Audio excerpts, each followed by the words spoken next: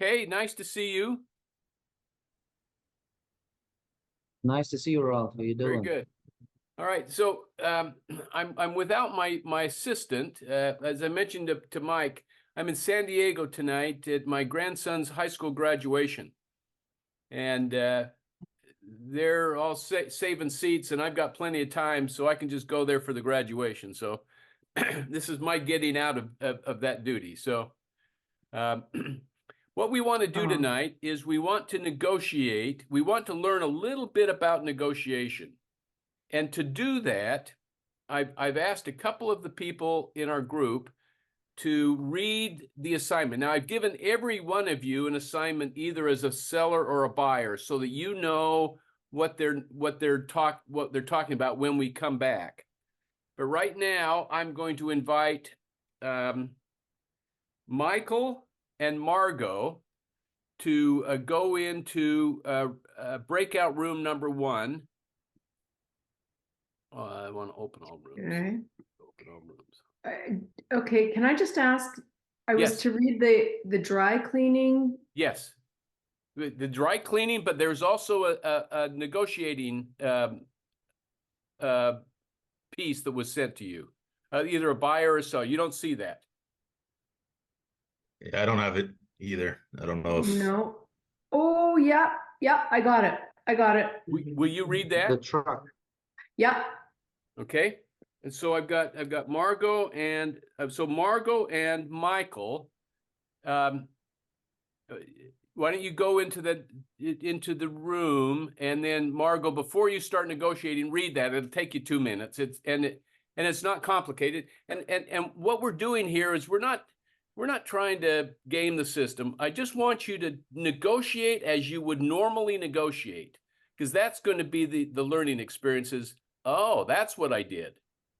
Okay. Okay. And so just work with me on this. This is going to work. It's going to be fun. Okay. Okay. If And then we've I got don't know how to Wendy. go into a room. Yeah. Do you know how to get into to room number 1? No. I don't see anything for room number 1 either. Okay. So I've got some breakout rooms, close or broadcast. All right. We're to change how we're going to do this. Okay. So we're going to do this right now between the two of you. And we'll just have the two of you do this. And so Michael, I'd like you to speak to Margot. Margot, I'd like you to speak to Michael, and pretend like we're not listening. Okay. And as an audience, we are not going to comment until you're done. Okay, I'm just going to finish reading this 1 second. Yes, very good, very good. And sorry, Ralph, I'm trying to find that document. Was it on the same email that the It dry was on the cleaning? same email, either as an attachment or as Ralph, there are Yes. 2 separate emails, one with dry clean only and one with 2 okay. attached. So there are So two. just look at another one. Yeah, look at the other one. Martin, how are you? Good to see you. Good to see you. Good, thanks, Ralph. Okay. Susanna, Hello, how are you? I'm good. Good to have you here. So Ralph, I do have a question while Yes. we're waiting. So I'm doing the kind of goal setting guidance services. Yeah. I have a time set up, but it's for next month. And so I'm wondering, updated my website, got all of that out. Good. In interim, I'm trying to think of, like, do I create a mini course? And if so, what do you suggest? Like an online mini course or webinars, kind of what I'm toying as offering in the interim? So when you say online, are you saying the difference between synchronous and asynchronous? Correct. Okay, I would suggest that you want to do it synchronous, because what you're selling is your personality. Okay. And you want these people to get to know you and understand what you're doing and trust you. All right, excellent. That was my question. Thank you. All right, Mike, you ready? Oh, sure. I got a great truck for sale. Okay, very good. And Margot, you're ready to buy? I don't know. Let's Margot, you're see. gonna be fine. Don't worry I'm- about this. Okay, Margot, trust me that this is gonna work. Okay, Okay, very good. So we're just gonna turn over them. We're gonna be quiet and watch. okay. Hi, Margot. Hi, Mike. How are you? I'm doing well, thanks. Thanks for the call. So you wanted to come over and see my truck. Yeah, I want to see your truck. You know what? I'm looking for a truck. I need something sort of right away. And I'm willing to negotiate with you, but I do have a budget. So what you can do? Are there any bells and whistles we can do without, or I got a question. What, there's something, what did my ad say? Did I have an ad out there that you saw me on? How did you find me? I don't remember. Just a newspaper ad. Oh, newspaper just- ad. So did Yeah, my just- newspaper, did I have a price on that, my newspaper ad and everything? Yeah, you've got 24.5 here. 24.5? Do you know the truck I'm talking about? Well, yeah, I do. Okay, I see that. And yeah, this is a reliable truck. I've had it for a few years and it's even still working really well. So We're using it for local deliveries right now. We actually are currently using it. Yeah. how many miles is on it? Ooh, And what year is it? I don't have that information, Ralph, but I think it's like 9 years old right Make now. something 9 years up, yeah. old, and it's got about 60,000 miles. No, probably about 80,000 because I've used it quite a bit. But we've got the oil changes and we just got the engine taken care of. Got that new every 80,000 miles you have to put a new drivetrain in it. Right. Because How new are the tires? that's one thing that we need. The tires need to get swapped, and I figured the new owner would rather decide what type of tires they want in as opposed to me putting on something. But there's definitely a pair of tires that need to be swapped. I figured that's going to be probably $500 to $1,000, something like that. You can go to Walmart, we go to Costco, or figure out what that price is. But yeah, that's definitely going to have to be swapped out. Okay. It did pass inspection, but they're ready to be swapped. They are, right? Yeah, I would swap them in the next 6 months for sure. Okay. Would you be willing to maybe take that off the price? Well, I think that'd be fair. Yeah, I think that'd be fair. And you know what? There are quite a few miles on the truck, and it's already 9 years old. I saw another truck recently. It was around 21, and it was 8 years old, and it had 50,000 miles on it. So I like your truck. I'm wondering if you might be able to. Is there wiggle room? Would you be interested in coming down maybe with the tires and the age and the mileage? Could you do something like 22? How were the tires on the other truck? Well, you know what? They looked pretty good actually. And you know that at about 60, 70,000 miles, most of these trucks need to have an engine overhaul. And I'm all up to date on that. So I'm actually quite good. But I'm definitely willing to work with you. Definitely. Okay, very good. Now, you've done very well. You've done very, very well. Okay, and now I would like to say, let's look at what they were negotiating about and how they felt about the negotiations. Okay, and Mike and Margot, I would suspect that you felt like you were a little bit in battle with each other. I was actually happy with her, and I was maybe a little bit, but she seemed to be a person I was going to sell it with her, and I just wanted to make her feel good about getting a good value. Very good.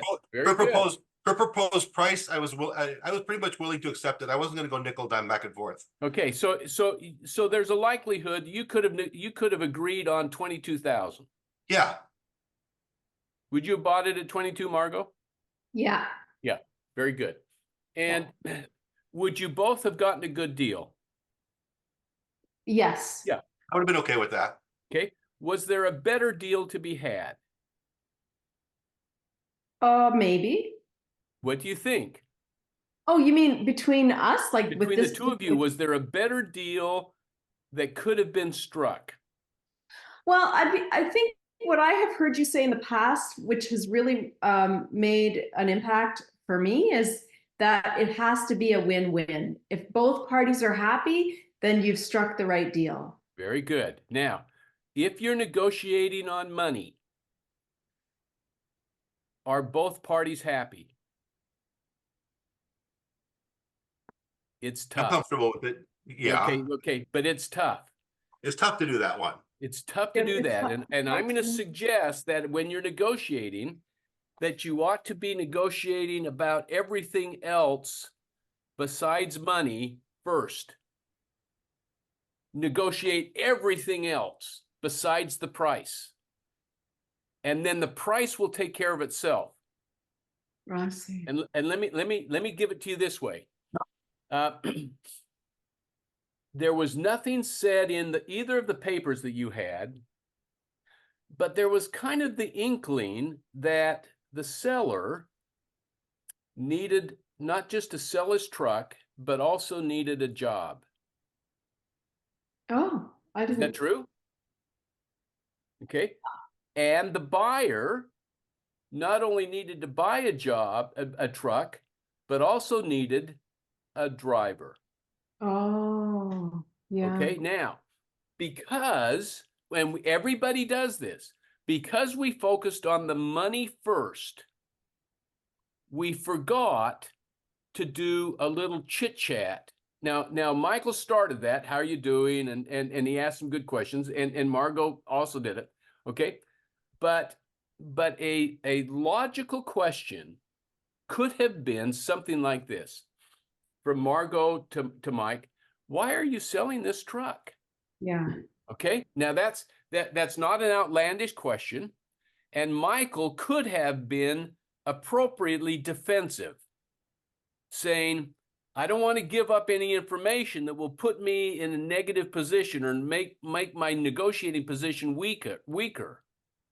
And so he may not have been willing to release the information that the fictitious Michael is in financial trouble. Okay? But what if Michael had been willing to say, listen, I'm in deep trouble on this truck. I used to drive truck and it's not working for me. I'm not a good businessman. I love driving, but it's not working and I've got to sell the truck. Even saying, listen, if I don't sell this truck by this Friday, the bank's going to pick it up and I lose everything. Now, do we not think that if he said that, he would be shooting himself in the foot and putting himself in a weakened position? Yes, everybody tells us that. But I'm telling you, you cannot be taken advantage of in negotiations without your permission. Because Michael or Margot can always walk away. There are other buyers for this, and he's got enough time to maybe do a deal with someone else. And so it doesn't have to be this deal. But if Margot had said, listen, because Michael had divulged some information and said, listen, if you're looking for a job, I'm not only interested in your truck, I'm interested in you as a driver. Can you come and go to work for me? Now we're negotiating about things other than money. Mhm. And now what's really possible is Margot can say, listen, because and women don't understand this, but men do. And men love their trucks, okay? And if this is Mike's truck, and if Mike's not a doctor, okay, he's going to say, I love my truck. And Margot's going to say, listen, why don't I help you keep your truck? Let me hire you and let me lease your truck. And now I've got a driver and a truck and a person that's going to drive that truck that's going to take care of it. And now Margot doesn't have to shell out $22,000. She can do this over time. And she's got a great employee and a good deal on a truck that solves her problem by Friday. And Michael now has solved both of his problems. He's now got a job. He doesn't have to run his business, and he can do what he loves and drive truck. Is that not a better solution than where they were going? Yeah. Okay. And what does it take to get there? Ask questions. Ask simple questions and be willing to give up information. It doesn't put you at a disadvantage. It opens up opportunities. Do you see that? Okay. And now no one teaches this. Okay. This is contrary to every negotiating book you've ever read. Okay. And because it's keep things close to your vest and be careful with the information and put up a good front and do the best alternative to negotiated settlement. But I'm suggesting to you that the best deal you can get is a deal where both parties really want the contract to work. And if one party gets taken advantage of, they will not fill their end of it. And now we've got disappointment, lawsuits, and everything goes bad. And so when you negotiate, I not only want you to negotiate for yourself, I want you to negotiate for the other party. To the point where I want you to say, that's not a good deal for you. And I want you to have a good deal in it. I want you to feel and really be better off having negotiated this deal. And so I'm not ever going to take advantage of someone that I negotiate with. And from my standpoint, the rule of thumb is I always leave money on the table. Now, what that means is I never negotiate down to the last dime. I never want to get just the last little bit out of this. I said, no, what I want. You're cracking up. Yeah, I could tell We that. can't hear you. It's the hotel internet. What I want is everybody to look at this thing and say, I got enough that this is a good deal for me. Now, when you're negotiating with your customers and you give your customers a good deal, what do they do? They want to come back. Okay? And so in theory, I always say, listen, if I'm selling, you give me $100 and I give you $200 back in value, you want to come back. And that's the customer I want. And I don't care if it's a transaction at a grocery store. I don't care if it's a once in a lifetime transaction. I want everybody that I deal with, and I think you want everyone that you deal with to say, I got a good deal. And I was happy with the deal. And I think that's what you want to negotiate for. Okay? And you do that by listening to what they're saying and asking good questions that have everything to do around, but not centered on money. Money is the last thing you want to negotiate. But deal with everything else and then deal with money at the very last. Does that make sense? Any pushback on that? I know you all think I'm crazy, but you're used to that Yes. by now. Okay. What do you mean by that? What do you mean? Because I'm literally at the moment of counting money for my mom to go buy a car, literally. Okay. So what do you mean by like, don't put the money, don't talk about so like, Frank, what- let me tell you a story. Years ago, when I was running my business, I felt a moral obligation to buy a luxury car. Okay. And this was very hard, not just for me, but also for members of my family, my parents, because for them, buying a luxury car and a new car was immoral. And I was at risk of being kicked out of the family for doing this. And so what I did was I negotiated for a Mercedes, and I identified every Mercedes dealership that was within a day's drive of Salt Lake City. And I called every dealership and I said, this is the car I want, this is the color, these are the options, and I'm willing to pay X for it. And if they said yes, I knew the price was too high. And then I'd go to the next one and I'd give them X minus $500. And so I just kept lowering the price until someone said no. And then I went back to the next dealer because he'd already said yes at the lowest price. And I bought that car And I regretted it ever since. Because, and I want you to think about this, I got a bad deal because I paid too little. And the dealer didn't care whether I bought another car there or not. What I gave up was the relationship with the dealer. And that was a bad deal. Then the next time I bought a car, I bought a Jag.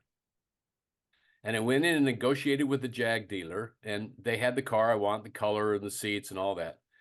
And I said, now listen, I want to make sure you make money on this deal. You tell me what price you're comfortable with where you make money, and I'll buy it. And I think, in my view, I probably paid $500 to $1,000 more than I was thinking I might pay, but I happily paid it. Now, I'm a good customer for that dealership, right? And about 5 years later, I'm driving up the street, and maybe it wasn't 5 years, but I'm driving up the street and the car just stops. The engine stops. And I've got gas, I've got battery, and I know there's a problem. I call the dealership and said, I don't know what the problem is, but the car stopped in the middle of the street. Come and pick it up and tell me what's wrong. He comes and picks me up, or he comes and picks up the car. And the next day he calls me and says, Ralph, I got bad news. He says, your crankshaft has cracked. Now, I know where a crankshaft is, and I know to repair a crankshaft, you got to tear the whole engine apart. And for, you know, at dealer prices, I knew this was going to cost me an arm and a leg. And I said, oh boy. And he said, well, let's, I said, how much? He said, before I tell you how much, I first want to talk to the dealership, or the manufacturer, BMW, or no, a Jaguar, and see if we can get this covered under warranty. I said, oh, I appreciate that, but I'm way over warranty. I'm way over warranty on time, months, and I'm way over warranty on miles. I mean, not just a little bit, way over warranty. He says, let me see what I can do. He calls me back the next day and he says, Ralph, I've got it covered under warranty. Now, was I happy with that? Absolutely. Did he have to do that? No, he did not. Why did he do that? Because I was a good customer to him. Okay. And that. You remember that years later? Oh, yes. Okay. I mean, it was a striking thing for me to say, whenever I buy a car, I want to make sure the dealer wants me to come back, because I would rather have someone owe me a favor than owe me money. Okay. So that's what I'm saying. Frank, does that make sense?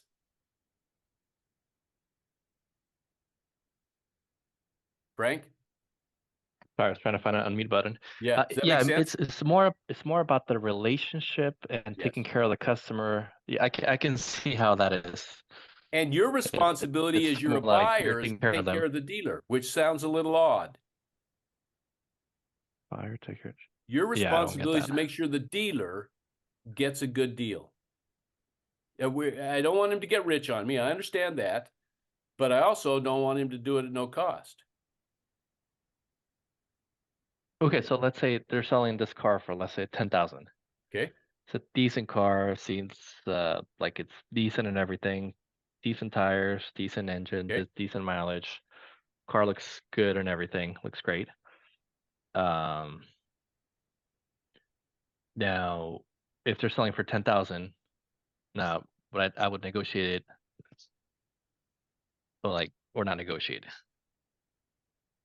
If I want the dealer if to you're get. selling it for 10,000, I would start at 9 and I'd go up to 9.5. Okay. Okay. Gotcha. That And way then I it's, want to ask him, are you making money on this deal? And I'm gonna judge whether or not he's lying to me or telling me the truth. Okay. gotcha. All right. Now, Is, go ahead, Mike. is this a different world than I've heard that if you're over in the Middle East or India or something, and if you don't negotiate, you're considered an American idiot? You're a fool. I understand that. I'm willing Yeah, to be right. a fool. I'm willing to be a fool because relationships are more important to me than money. Okay. Now, what you described earlier is the question. It didn't cross my mind. I thought, if I tell this gal, she's going to try to rip me off. I And I get- understand. and I didn't know my time pressures. I know, I know But- that, Mike. And But so- anyway, but this is like opening. I mean, I'm not gonna not think about this after. This is a good Okay. experience. Okay, well, I'm gonna go one better. Okay. Here's what I want you to do. After you've negotiated a deal, after you've shaken hands, or after you've signed the contract, or after you've both said, yeah, this is a good deal, then I want you to say to the other party, I said, listen, I'm happy with the deal. I've got everything I want. I want to ask you, is there anything else that we could do in this deal that would make it better for you? Well, I hadn't thought about that. Now, when I was selling homes, usually we'd negotiate after the fact over the chandelier in the dining room. Yeah, it was my mother's chandelier. If I could take that, I'll replace it. That would be fine. Okay. And so we could improve the deal. And so the buyer could say, you know, I wish if we could do this, if rather than closing on the 15th of the month, if we could close on the 20th of the month, it would give me an extra 5 days and I could do this, this, and this. I could do that. But would you be willing to trade that for the chandelier? I would be willing to give up. The chandelier doesn't mean anything to me. And so we can improve the deal. Okay, we don't negate the deal. We can always go back to the original deal, but can we improve it? And if we can improve it, we ask the question again. I'm happy with this. Is there anything we could do that would make it even better for you? And we go until we say, no, this is good. I've got everything I want. And now people are happy with the deal. And really, than making the whole world happy, I want to make you happy, because if you negotiate like this, you never have to look over your shoulder. And you're going to make a ton of money because people are going to want to do business with you. Okay? All right. Very good. Let's talk about any other questions? And then we're going to move on to, yes, Margo. Yeah. Margo, go ahead. Well, Kay had his hand up first, I think. Okay, go ahead. Okay. Yeah, so I have a scenario and it resonates with me completely what you said. So we had a vendor and they delivered last year for us a complete IT infrastructure. Uh-huh. And we kept negotiating with them from 9 million to 2.8 million. Then after them, I felt that the project was a complete disaster. Once we're done, they were not collaborative, and I felt they are feeling bitter. Yes. And we sold them on two things. I mean, we negotiated on two things. First thing is give them a chance to enter that market, that city. That if you enter the city through us, we are the biggest organization. We can do some kind of media for you, and we Yes. can refer you to the others, but nothing is guaranteed. This is number one. Number two is what was it? I forgot the other one, but we kept. So what's your question? pressurizing. So my question is, what we could have been doing better? I mean, we could have done better. So he will take care of me later on when I call him in the support time, because in Very the good. support time, he started giving me a hard time. Okay. There are some companies and some people that don't get this. Okay. And because, in my opinion, they were unreasonable in their performance, they screwed up the deal. This isn't your fault. Okay. They screwed it up, and you cannot fix them. You can only fix yourself. Okay. So I wouldn't worry about it. Okay. And if I'm negotiating with someone that's unpleasant, someone that only wants to talk about money, I walk away. I say, you're not the buyer for me. Because I want someone that understands something other than just dollars. That you're going to put effort into the relationship, effort into the work and all that. Yes. Yes. Okay. Frank, do you have a question? Yeah, so basically you're making sure that they're getting a good deal, you're getting a good deal, and everybody's happy with the transaction. So let's say I'm doing the landscaping Yes. thing. Now I'm making sure I'm gonna make decent profit, not like astronomical, Yeah. but just okay, decent. I'm taking care of the customer and let them know, hey, I have a little bit extra in there for any incidentals. That's the way I do it.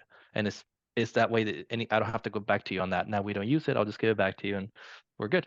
I don't Or want we you to can do give it something else. back to them. No. No, what I want you to do is I want you to give them a gift. Oh, okay. Okay, Something that I great noticed. plant, a tree, or depending on what it is, but I want you to give them a gift and say, thank you, I've enjoyed doing business with you. A gift. Okay, I can do that. Does that make sense?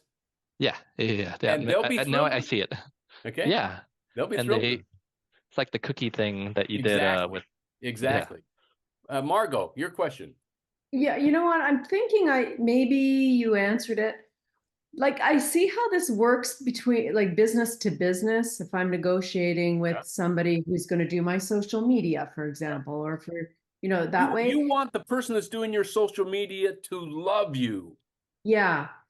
So I get that. But now what about somebody comes to me as a potential client and I have my course or my coaching or my service or whatever I do, and this is my price for my service or my price for my course, Very good. and they want to negotiate. Is that still like an open conversation? Like, how does that work? So very good. Okay. I never negotiate my price. Okay. I say, this is the price. But what I want to do is I want to say, tell me what's important to you. Tell me what you're looking for in this service. And let me see if I can help you. And what I would rather do than negotiate my price is to give them added services. Okay, now, Margot, and I say this kind of put myself at risk. How do you feel about the service that I'm giving? It's excellent. Okay, and now how do you feel about the price? It's fine. It's fine, okay? Because you're getting a fair deal. In fact, you're getting more than a fair deal. Right. And that's what great service is about. You want to over deliver on service and expectations. But because you've got a superior service, you'd never have to negotiate on price. Yeah. Okay. So it's just a different conversation. We're negotiating and it's not about money. Well, it's not about money. It's about how can I help you? Okay. Yeah. And it's a winning combination and you'll do very well with it. Got it. Okay. Mike, go ahead. So basically, if you have a course like you're having here, your course might be $695. That's just what the course is. Yeah. Or if I'm selling shoes, they're $79 shoes. That's just Yeah. what they are. This is what they Right. are. And then we would discuss. I mean, shoes you're just going to buy it or not probably, but at some point there's a service thing, and that's where that you're talking about. Makes sense. There's Okay. always a service component. And service is where you build relationships, not with commodities. You build relationships with service. Okay, very good. So I want to move on. I want to talk about the dry cleaning dry cleaning acquisition group, the segmentation of customers.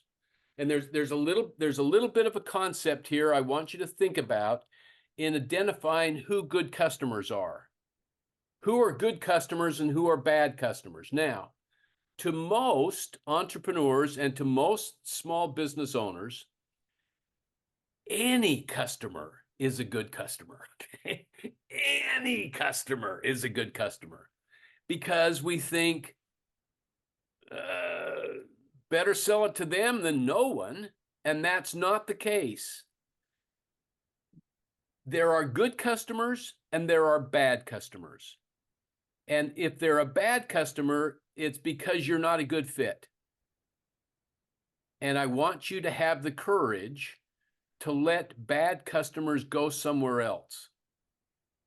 I want my competitor to have every bad customer in the whole market. Okay. And I want to have every good customer. And in order for me to have every good customer, I have to deliver superior products and superior services. And I used to fire 20% of my customers every year. I would call them up and I would say, we've enjoyed working with you this past year, but clearly you're not satisfied with our services. And so I'm going to invite you to open up your account with my competitor down the street, and he'll be happy to take over what you need. And he's going to be a little bit shocked at that, as I can see on some of your faces. And he's going to say, wait, tell me why you think we're not satisfied with your services. And I said, well, I can tell you're not satisfied with what we're doing because you don't pay your bills on time. Because if you really were satisfied, you'd pay your bills on time. And then he says this, so you're telling me that if I would pay my bill on time, you would keep me as a customer? I said, I would, but you'd have to do it for a year. Okay. And he's going to do it. Okay. Or I may say, listen, I know you're not satisfied because we only get 20% of all of your business. You've got someone else you're more satisfied with. I want you to give all of your business to him. Well, you mean if we gave you more of our business, yeah, if you gave us more of your business, we'd keep you. Okay. Or I know you're not satisfied because you've got your assistant that's calling us all the time with complaints that are non-issues, and it clogs us up.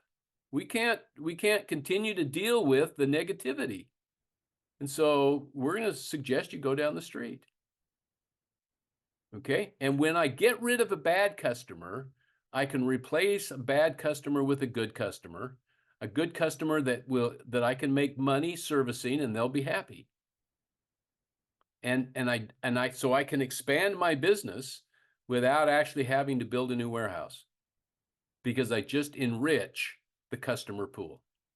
Now, in the dry cleaning acquisition group, we're doing something similar to that. There are 3 groups. There's occasional users, light users, both of which are not major volume consumers of dry cleaning. And those 2 groups, light users and occasional users, are both price conscious. They follow the price. They switch from cleaner to cleaner based on who's the lowest price. But on the other hand, the heavy users are the biggest sector that has the most volume of dry cleaning. And this group, heavy users, they don't care what the price is. They don't even know what the price is. What's important to them is they just want their dry cleaning done, and they want it done right. Now, of these 3 groups, the one you clearly want are the heavy users. Even though there's not as many customers per se, the volume is there. And we don't want any of the occasional users or any of the light users because they're price conscious. And we're going to build our business on the best customer, which is the heavy user. Now, how do we know that dry cleaners don't understand this? Oh, because there's dry cleaners called the $1.79 Yes. in their title. That's right. Because they sell price. Okay, we're having a sale. Or the worst yet is we accept all of our competitors' coupons. I mean, that makes no sense at all. Okay. And so the fact that dry cleaners plaster their front windows and advertise price tells me they don't understand customer segmentation, and they don't understand who their good customers are, and they think that any customer is a good customer. And I don't want you to fall into that trap. I want you to understand and start to identify who your good customers are and why they're good customers. And I'm going to suggest there's a couple of things to look for. 1, a good customer will not ask for a special price. A good customer will not ask for modifications. A good customer will pay their bill. A good customer wants to keep you in business. Why? Because you're valuable to them. because whatever you're doing, it's a service they need or it's a product that they are reselling and they're making money at. They want to keep you in business. You're valuable to them. Bad customers don't keep their appointments. Bad customers are always talking about, can you lower the price? Can you give me a deal? Can you change this? Can you change that? They don't pay their bill on time and they're not loyal. Okay? And I want you to, when you talk to customers, I want you to have in the back of your head, is this a good customer or a bad customer? And the good customers look exactly like bad customers, but they act differently. Okay. And you've got to say, this is a bad customer. Although they talk a big a tale, they're always negotiating on price, or they're always complaining about the price, or they always want me to make a modification or an exception. Modifications and exceptions cost you money. Okay. And good customers come in and say, that's exactly what I want.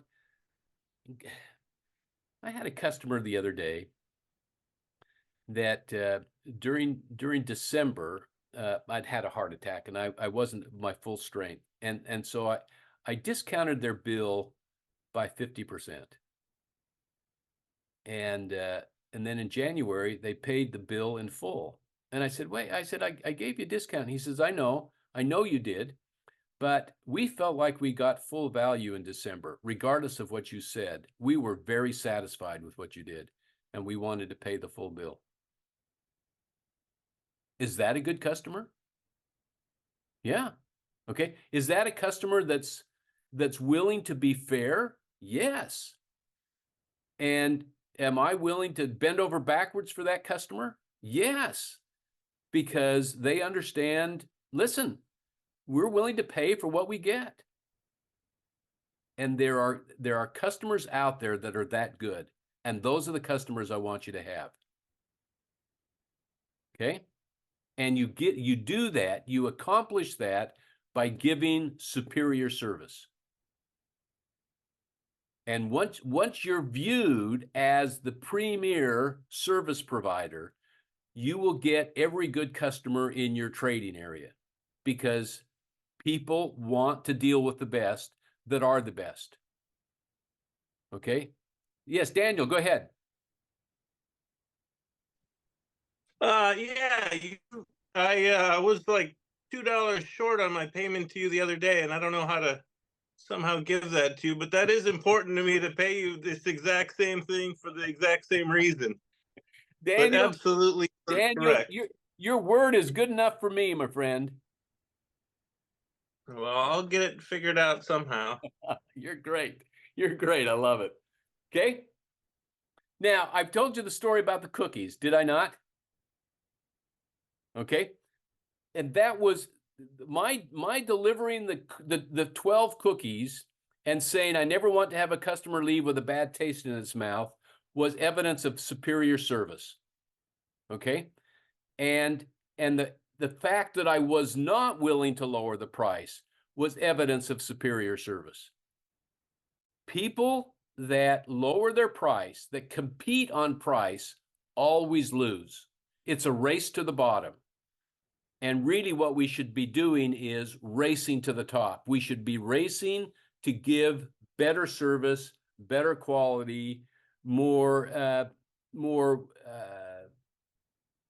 being in touch with what the customer really needs. That's where the money's made. It's not on the bottom. Okay? So well, I want you to take this dry cleaning acquisition group, and I want you to say, whatever industry you're in, it's not going to be like these. But I want you to say, I need to develop, what does a bad customer look like? And what does a good customer look like? And what does a good customer want from me that is superior service? And then can I train and teach my employees and everything I do to deliver quality service that is unsurpassed by anybody else?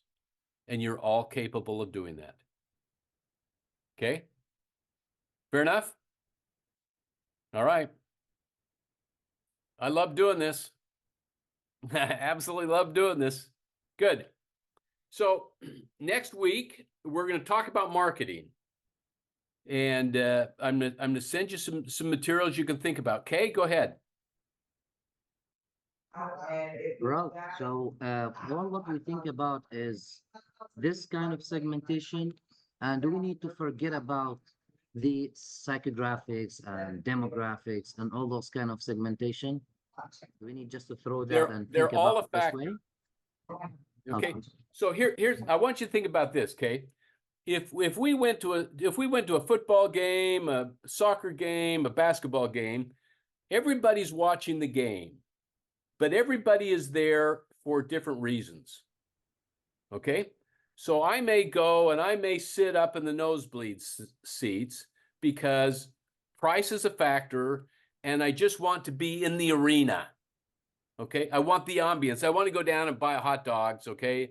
And that's what I want. But I also might be on the front row where it's not to see the game, it's to be seen as having paid the most for my tickets. And that's really what I'm buying, is the ego of being seen on the front row next to the coaches and being able to yell at the players. Okay? There's another group that doesn't want to be seen, and they're in the private boxes. Okay, they don't want to talk to anybody in the concourse.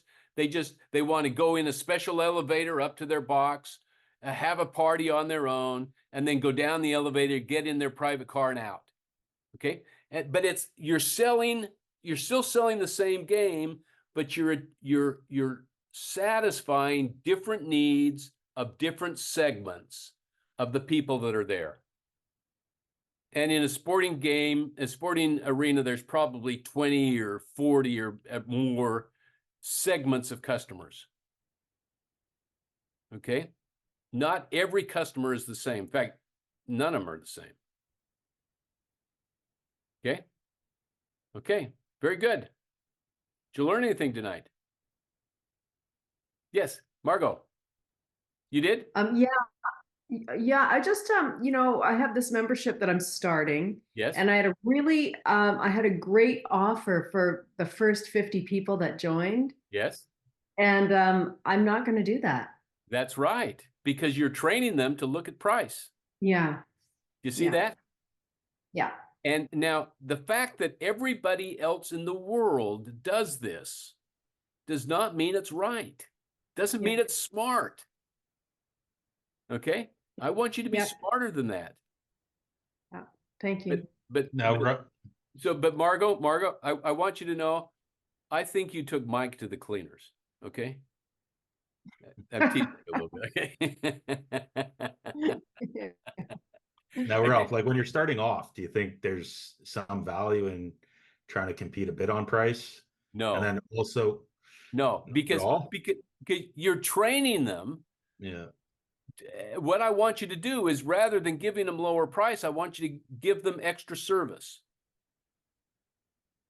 Mm-hmm. Okay, so say, listen, why don't I give you a couple of weeks free, and let's do this, or why don't you give me a call and let's chat for 30 minutes and see if what I say and what I do rings true to you. And then if you like it after a couple of weeks, then we can go from there. Figure out a way to give them a chance to try it at no price, but do not get in the game of lowering your price. Okay. Okay. Like a free trial. A free trial. Okay. But on a one-on-one basis. Daniel, go ahead. I buy a ton of things on Facebook Market, and I don't ever ask anyone to lower their price. And probably 3/4 to 75% of them end up giving me it for like half as much. Yes. Like they talk themselves down. They talk themselves out of money. Yeah. Yeah. Good. Thanks, Daniel. Julie. What if so you're starting basically a new business and you don't necessarily have your processes in place yet. Yeah. And you say, I want to work with 3 people and I want to give you this service at a reduced rate because I want you to help me define my processes and give me Feedback. feedback. And also, if you like my service, I'd like to use you as a referral or that kind of thing. Can you do that then? You can do it and you shoot yourself in the foot. Really? Yeah. Okay. Everything you want is absolutely true, but you're telling them that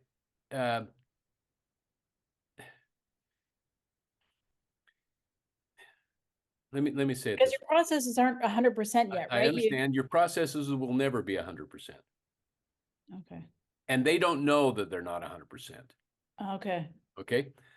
But I lost my train of thought. Oh, so I want you to understand that the horrible price of getting something free is that you never value it. Okay. Right. I know that. You never value something you got for free. Mhm. And so if you get something for free and you're using them as a guinea pig or testimonials, whatever, they're not going to like it. And they're not going to follow through. Okay. Okay. You value what you pay for. So charge your price, Charge your deliver the price. service, ask them what they thought about it at the end, Yes. and help them fix it if you did something wrong, and then Yes. they'll give Give you a them extra referral service. regardless. Okay, Yes.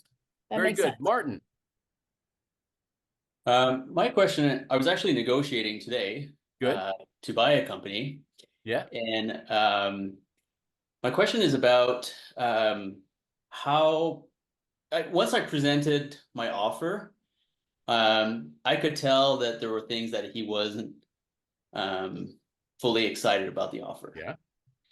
And I tried to push him to try to get it out of him. So my question is, how much do you push people to Very get good. things out? Martin, that's a great question. Now let me answer it this way. Martin, if we met on the street and I said, Martin, how are you doing today? What would you say? Great. Yeah, you'd say great. Even if you weren't feeling great, right?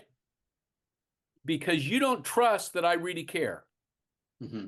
And now if I say, Martin, tell me how you're really feeling. I want to know. Now you might say, well, I'm kind of down today. Okay. And that's still not the full truth.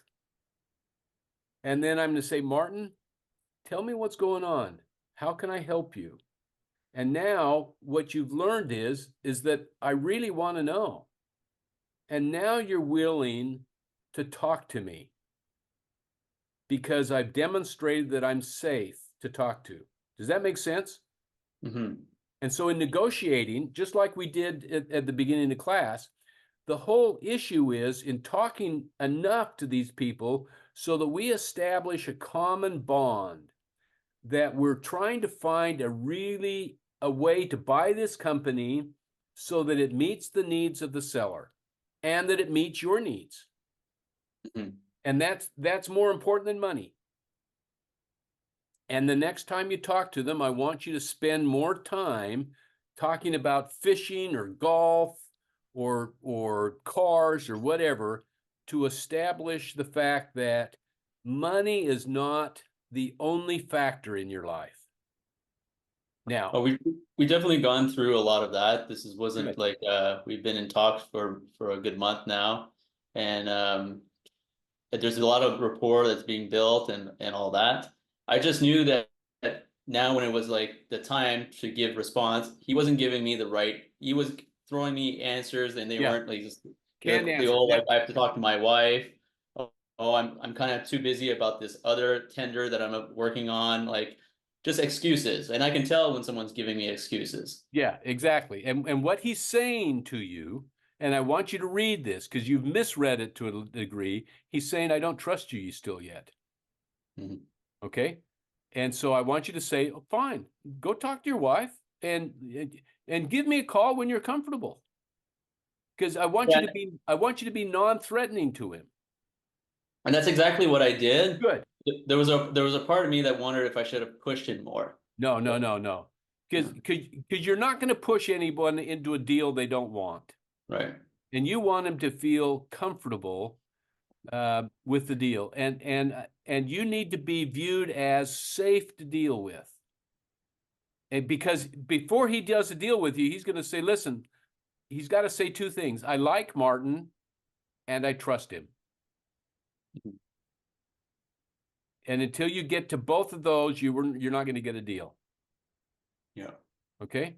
Good questions, Martin. Okay. Right. Julie, one more time. Julie. Yeah, Julie. Oh, where'd you go? I forgot to take it down. I forgot Oh, to take it Julie, down. but it's always good to Okay. talk to you. Kay, one last time. Yeah, so in case of my business, selling a policy generation software, it's an Yeah. online subscription, it does not have any human interaction. How can I be a great service of somebody if it is fully automated? It's like a subscription like Gmail and Okay, whatever it is. but Kay, How do you've said it's devoid of human interaction. Yes, the program may be, but the relationship between the buyer and the seller is all human interaction. And it's all service. Is that I'm here to make sure this program works. If there's a problem, I'm to solve the problem. And if there's an add-on that you need, I want to help you with that because I want this to work for you. And they're going to buy you more than they're going to buy the program. So I have to add some kind of call with them, even if Yes. it's a subscription on Yeah. a monthly basis. Give it a call, a link somewhere to have a call with me Yeah. or a support thing. Until Okay. your program is so well known. Now, you know, if when I buy my Mac, I don't expect Cook to give me a call because the program speaks for itself. Good. Okay. Zach? Hey, Ralph. So on the case of like buying, let's say, for going back to Frank's question about buying a used car. Yeah. I feel like if you're just buying it off some random guy off Facebook Marketplace and like there's no value add in like a lasting relationship. I mean, I know you'll probably say it's still worth having the win-win. You're exactly but like, right. That's exactly what I'm going to say. yeah. Here's why. Is because what I'm teaching you is a way to deal with everybody. Mhm. Okay. And there's never a case where you don't at some point need to go back and ask for a favor. Okay. You bought this car, you thought it was a single transaction, and lo and behold, he didn't have actual title. And you don't find that out for a year. You want to be able to call him back and say, hey, this is Zach. Can I come over and get your signature and notarize on this title because the title you originally gave me didn't work? And you don't want him to say, to hell no. You want to say, yeah, come on over. Happy to. Okay? Yeah. But also, Zach, this is who you want to be. Okay? And that's more important than anything else. I feel like it's like those scrappy early days, just trying to save money, but definitely, Zach, you good cannot attitude. save your way to prosperity. Yeah. Can't be done. All right. Thanks. Yeah. Good. All right. Good class. Thank you. I enjoyed meeting with you. I'll send out the link. It'll be probably Saturday, but I'll send out the link to this and I'll get you some more material and we'll start talking about some marketing things on next week. Thanks. Thank you very much. Bye-bye.